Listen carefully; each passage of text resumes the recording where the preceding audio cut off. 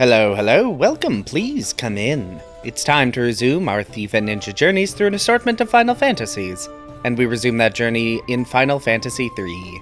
Ninja is the strongest class in the game, so I'm expecting the endgame to be less miserable than normal, but Ninja is also not acquired until the very last dungeon, so we'll see how Thief holds up until that point. Anyway, we beat the first boss through basic attacks, and I'm not sure why I thought Thief was a first crystal job. It just isn't. I'm getting myself very confused with FF5. So, I guess that means we get a very standard playthrough of FF3 until then. I won't be going through it all because, well, it's not really meaningful to the challenge, so we will rejoin past me once I have beaten the Salamander and acquired the second crystal.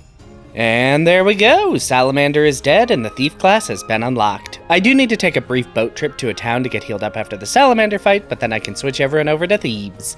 Look at them with their little roguish mustaches. Hilarious. Beating Salamander means I can grab the free treasure and then buy some equipment. Okay, at least I can get some armor here. Okay, no weapons here either. Where are all the thief weapons? I mean, I have really basic weapons, but just knives is not super ideal. I guess I'll just keep progressing and hope I find something. Oh, I don't think I ever knew that thieves can bypass the locked doors in this game. So glad I purchased 30 Mystic Keys to make sure I had enough. The one time I remember to buy enough extra keys. Oh, I guess Canaan has mithril knives? That is technically better than what I had, but this is still a pretty old town to have to go back to for better weapon access. Thieves do have the ability to steal, but what they can steal scales with job level, so it's going to be a bit before I can steal anything other than potions. And rather than grinding up job levels to try and get some decent consumables, I guess I'll hop into the floating castle and see how I do against the random enemies. And the answer is not great. My damage is bad, the items I can steal suck, and I don't really have any way to improve that. Why am I getting the feeling this is going to be a rough playthrough? Well, Hein, what have you got for me? Okay, he deals big damage, I deal bad damage, and I don't have any of the healing I'd really want here. I do have a handful of spellcasting items, but not many, and I have no way to scan elemental weaknesses, so I'm just as likely to heal Hein as damage him. What is the plan here? Get lucky with Antarctic winds, it would seem. Hein doesn't actually have that much HP. Okay, yeah, this is not going to work. There is a free healing pot in the castle, so I can do some grinding here as long as I make sure not to use too many healing items, so those can be saved for the boss. Okay, actually, this sucks. I'm leaving. The enemies at sea don't give as much experience, but I can more easily access item shops and level up steel without having to worry about being stuck. A lot of the sea enemies also have a chance at dropping spell items, which are useful, kind of. If nothing else, I can buy a ton of high potions from the Dwarven Caves, and then just continue grinding for experience and gil. I would love to do something more interesting, but I'm at the limit of what weapons and armor I can get at this point in the game, so I really just need to somehow make this nonsense work. Thief not starting out super great. I really can't wait until my thief job lets me start stealing not trash. I mean, infinite potions isn't completely worthless, but it's close. Alright, that was incredibly tedious, but it's back into Castle Hein, and it's time to try and face down this boss again. Let's hope that leveling did something. And at least to start, I'm just gonna hope I get lucky with spell items. That leveling did double my basic attack damage. Doubling my damage is still bad, but it does mean I can deal okay damage when I hit 4 times. And while Hein does have dangerous spells, he really only hits one target at a time, and I have a lot of high potions in my inventory. So, after a really long fight, that is Hein finally down. The first thief-only boss, and it was, in fact, a nightmare. Hopefully that was just an outlier. That fight is particularly difficult for classes that can't scan and or deal elemental damage, which thieves really don't have a great solution for. That fight done, I can grab the Wheel of Time from the king here. Taking this back to Cid in Canaan unlocks the airship for the second time in the story. So I can finally fly down to the world below. Give an antidote to Arya, and she decides to come with us to fix the water crystal, which means heading through the Cave of Tides. The enemies here aren't too bad as my damage has advanced from awful to passable. Maybe someday it will even be good. At the end, Arya gets hit with an arrow, and it's time to face down Kraken. Much like Hein, Kraken only targets one person at a time with powerful spells, meaning I can actually keep the party healed up by using a lot of high potions. And unlike Hein, Kraken doesn't have a stupidly high physical defense, so the basic attacks of my thieves actually deals okay damage. Like, yeah, it's not great, but it's fine, and Kraken dies. Oh, thank goodness, new weapons. The main gauche is good, but I'm actually just going to buy 8 boomerangs. These let me put my thieves in the back row and still deal full damage with basic attacks. And considering how fragile my characters are, that extra durability bonus should be very nice. I do have to sell a lot of junk, but I can then afford a lot of very nice new armor that's purchasable here.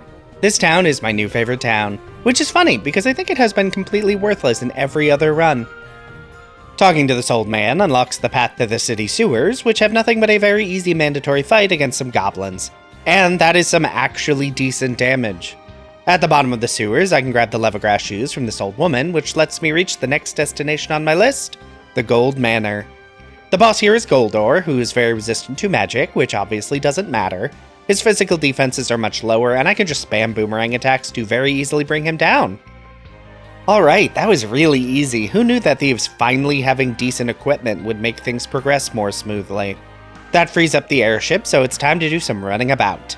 Duster has some hidden items of nebulous value and no new equipment to purchase. Repleto has the exact same thing, actually. Nebulous value and no new items. Then it's over to get shot down over Saronia. The next boss is another boss that is concerning, but it should be fine. First, I do need to rescue Algis from these gold knights. Then it's into the castle itself. I'm pretty sure Garuda is going to be way too strong for me to take at this point, but I want to try the fight once to see how it goes. And yeah, it's not great. My damage is pretty bad here, and lightning deals huge damage to the entire party. So it's time to do some leveling. Actually, let me look through the bestiary. I wonder if there are any decent steals. Not really. The needle enemies do have Raven Yawns, which are just Eroka, but they are the rarest steals, so my job level would need to be near max to steal them. Ooh, actually, the sorcerers here have Arctic Winds to steal? Garuda isn't weak to ice, but Blizzaga may still be able to deal big damage. Let me hop back into the fight and see how that goes. Okay, that's double or more damage than my basic attacks were dealing. So, not good enough yet, but now I have my new objective. Get back to grinding and steal from sorcerers as much as possible. And you better believe that they just stopped showing up for a while after that. Stupid sorcerers. Okay, a bit of experience gained, and more importantly, some Arctic winds. Let's let loose all the spell items I have accrued. Thieves are no scholars, but even without the alchemy buff and high intelligence, Garuda goes down to just spamming all the attacks. That fight done, I now have access to the Nautilus airship, which flies very quickly enough to reach Doga's manor and deal with his guard Moogles. Guess that's a thing now. Then, mini myself to run through the Cave of the Circle. Good news is there are no required fights here, and completing the area lets the Nautilus dive beneath the waves, which means I can access the Temple of Time. In here is the Orichalcum Dagger, which is slightly stronger than boomerangs, but can't be used from the back row as effectively. It also drains HP from the target of the attack, a thing I will not learn until a bit later in this run. So please be patient, I'm annoyed with me as well. At the furthest point, I grab the loot that can wake up Une, so it's time to fly to her shrine. Talk to her repeatedly without paying much attention, so I don't use the loot. I instead use a random item. Une is awake, so it's time to... I never checked the shops in Saronia. Do you have anything useful? No. Okay then. Okay, time to head to the ancient cave, and, oh good lord, I didn't actually talk to Une, did I? Une, time to go, we've got things to do, and it's taking longer than it needs to, because I'm an idiot. Back to the cave, and Une clears a path into the cave itself. There is no boss in the Ancient's Cave, but completing the area unlocks the invincible Airship Extraordinaire. I mean, the shops are all garbage, but I can fully stock up on healing items since I have all this free money lying around. The Invincible can also soar higher than other airships, letting me hop around this incredibly stupid mountain range and reach my next dungeon. But before I go in, I'm going to do a bit of leveling. The Hecaton Care boss inside is no joke, and my party is, as per the normal, a bit underleveled. At least the Frostflies have Arctic Winds to steal. They're a bit weaker than they used to be, comparatively that is, but should still be quite useful. Big damage. Then it's actually into the Cave of Shadows. There are a lot of spell items in here, some of these may end up being useful, but I'm not gonna hold my breath. Alright, into the Hecaton Care fight, and yup, basic attacks outdamage Arctic Winds. Not super surprising, so it's just going to be a spam attack situation. Hecaton Care can deal big damage to the entire party, but he mostly prefers to just use single target attacks. And while high potions are quickly falling behind the efficacy curve, they are still useful. For a bit longer at least. Hopefully I'll find better options before that becomes a problem. Only a bit left to go before the endgame, and it's into Doga's Grotto. And the next boss pair, Doga and Une. First up is Doga, who can one-shot anyone in the party with Flare. And that seems to be the only spell he wants to cast. Even when he does use other spells, they still usually kill party members because I just don't have any good healing. I do get this fight to go for a while and eventually do win, but I've burned through so many Phoenix Downs, and you do not get healed between that and the next fight against Une. Une's magic can be reflected with shining curtains, but reflect only lasts one effect in this game. And Une has an all-target spell. Okay, yeah, that was not going to work. Time to do some grinding. But I can do that while exploring a few new areas. First up is the Sunken Shrine. Ooh, an air knife. I guess I'll give that and the Orichalcum to my first thief. That does mean moving him to the front row. On the other hand, finally attacking with it means I realize the Orichalcum absorbs HP. Now, if there were only some way to get 8 of these, that'd be great. Next up, it's back to the floating continent to access Lake Door. Nothing too exciting here, but there are a decent number of consumables. And Zeph's damage is getting pretty beefy thanks to the new daggers. And the free healing isn't much, but it's something. And final dungeon on this sightseeing trip is Bahamut's Lair, which is more of the same, really. More levels, more fights, more random consumable items, some of which may be useful. And, of course, not bothering with the bosses at the end because they simply do not matter. Oh, wait, I forgot Saronia Catacombs, which functions exactly the same as every dungeon we've been to in the last few minutes. Although these elixirs could definitely prove to be valuable, or worthless depending on how the next few areas go. Alright Toga, let's see what you've got now that I am considerably powered up. First thing is that my damage is better, both across the board thanks to levels and with Zeph specifically. Flare is also only dealing half the damage it was dealing? What is the magic formula in this game? It must be a complete mess. Doga down, it's time for Une, which is similarly quite easy. She wastes time casting buffs, and while Holy can still deal pretty decent damage, it no longer one-shots anyone, and I can very easily just spam attacks to win the fight. I must have been really underleveled on my first attempt here, because that ended up being really easy. Oh well, fly over here, get out of the airship to clear the statues blocking the way, and then back into the airship to fly over the mountain pass. Getting close to the end of the game, but I know FF3 well enough to know not to assume victory until you have it. The end of this game can be rough. But first, I'm gonna quickly run back to Amur to grab the Orichalcum hidden in the sewers here that I just completely missed. I suspect having passive healing via attacking is going to be essential in the upcoming fights. And first on that fight list is Titan. Titan is just a scaled up Hecaton care, and it shows. But good news is that my party is dealing pretty good damage, and 2 of my characters are healing a decent chunk of health with every attack. While high potions aren't exceptional, they are enough to keep the party alive on top of my passive healing to bring Titan down. That is the last crystal, and I can head through the last area to reach the Crystal Tower. And first destination is to dive below the tower into the Forbidden Land of Eureka, which has a lot of shiny treasure chests. Some of these are trapped, but all of them are worth opening. Clearing out this area is essential for the endgame. There's even a reskin of Hein here, though Aemon is way less frightening than Hein was. Defeating Aemon gives the Moonring Blade, which can't actually be equipped by Thieves. Probably should have checked that.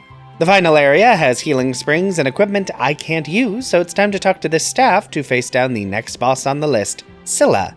And Scylla hits like a truck, dealing huge damage with Flare and Holy. Good news is I have 99 Phoenix Downs, which is nice, and the passive healing from Orichalcums is super useful. The staff I get for winning this fight is neat, but also not relevant to why I did that fight. This unlocks the final classes, specifically the Ninja. Now, is the Ninja really a straight upgrade to the Thief in this game? Not really. It's actually an upgrade to every class in the game. But I do need to maintain consistency between the runs in this series, and Thief Ninja are fundamentally intertwined. It's hardly my fault that Ninja is the best class in the game. I was tempted to try the final sections of this game with just regular Thieves, but then I remembered that the final section of this game sucks. Anyway, Ninjas have stupidly good equipment access and have the throw command. The only thing they can throw in this game are shurikens, and shurikens deal stupidly high damage, easily letting me take out the last 2 bosses in Eureka. But now it's time to do some grinding. First item is that I want to get my job level up, because it is used in damage calculations and will boost my damage by a good chunk. Second is that Gil will help me buy and afford more shurikens to throw at the final bosses. As befits an item this stupidly overpowered, shurikens are incredibly expensive. And while I could stock up on 99 of them, that would be overkill. I'm actually not sure exactly how many I need, but it's going to be a decent number because, again, the endgame bosses in this version of FF3 have stupidly bloated hit point totals. The Crystal Tower itself does have a lot of shiny items as I climb higher, and you know what? I may as well give the endgame boss rush a shot. I really only have a handful of shurikens and I'm not super well leveled, but Ninja's a pretty strong class, and I might as well see how far off winning the game actually is. Good news against Xande is that my damage is pretty good. Bad news is Xande's damage against me is considerably better. So yeah, no, I have a distance to go. Not sure how much distance because enemy damage seems to scale weirdly in this game, and I don't know enough about the damage formula to really tell how much a handful of levels impacts anything. The good news is that ninjas do deal enough damage to just spam attack through all the enemies in the tower, so at least experience won't be too hard to come by. I mean, it's still going to take longer than I'd like. Honestly, the biggest difference is probably just going to be dependent on how many shurikens I can afford to buy, and I should sell all this garbage out of my inventory anyway. Alright, levels gained, a bunch of shurikens purchased, and it's back into the fight. And I still die. Okay. I do need to be conservative in my shuriken usage. I don't have a ton of them, but I think I will need to use a few to get through Xande. Not sure if this is going to be the attempt, but I'm going to keep it going. Let's just see if the shurikens will save me. Okay, in the World of Darkness, and I think I'm going to fight Cerberus first. It's the easiest and least damaging of the bosses, and I'd like to see how few shurikens I'll need for this fight. So, my damage is good, but Cerberus is dealing a lot more damage than I'd like. And while I do have 2 characters who can heal themselves, that healing isn't exceptional. And high potions are so weak as to be basically worthless. It's close, but I do take out Cerberus without spending a single shuriken, so that's good. Next up is Echidna, who basically uses nothing but strong spells. These can't all be reflected, but at least some can. And this is really the last good time to use the shining curtains I have lying around. Really wish I had more of them than I do. Okay, no shuriken attempt isn't going to work. Let's try again, but this time spend some shurikens. And it goes maybe even better, but not actually good enough. Shurikens do deal a stupidly high damage, but they are also really expensive, and the bosses in the Pixel Remaster have just too much HP.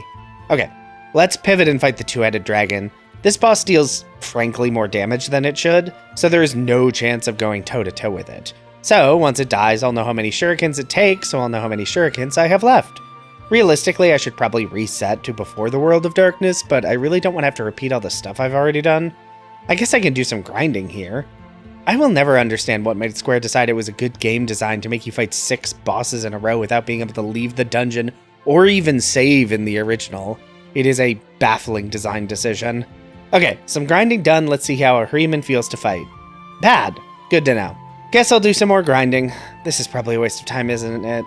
I'm going to need to gain a lot of levels to outlevel this problem when I really should just reset so I can grind for guild so I can buy more shurikens. Yeah, that's just going to take less time. Time to reset. Yay. Grinding in Eureka time. All I want is money because all I care about are shuriken. Okay, 48 shuriken acquired. Let's give this another go and see if this doesn't suck this time. Which, of course, it's not going to. It's just going to be boring. One of the worst endgames in Final Fantasy. First on the list is Xande, and I really want to make sure the shurikens I have are enough, so I mostly just attack until I'm about to die and then throw out a couple to finish the fight. In the World of Darkness, and first boss is going to be the two-headed dragon, it drops in 8 shurikens.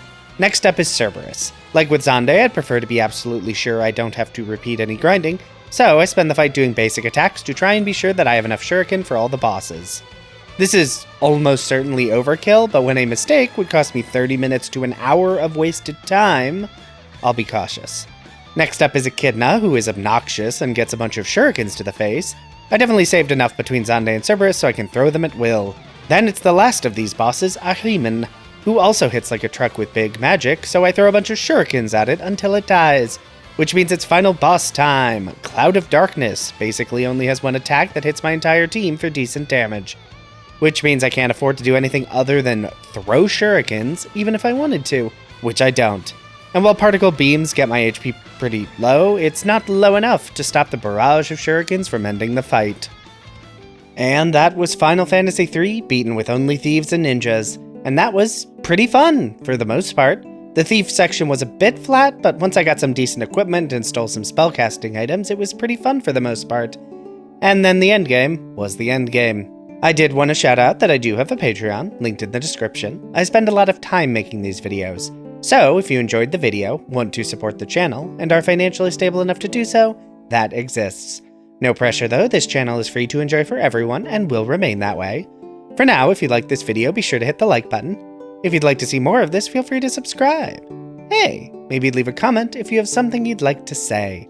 But whatever you decide to do, have a safe trip home.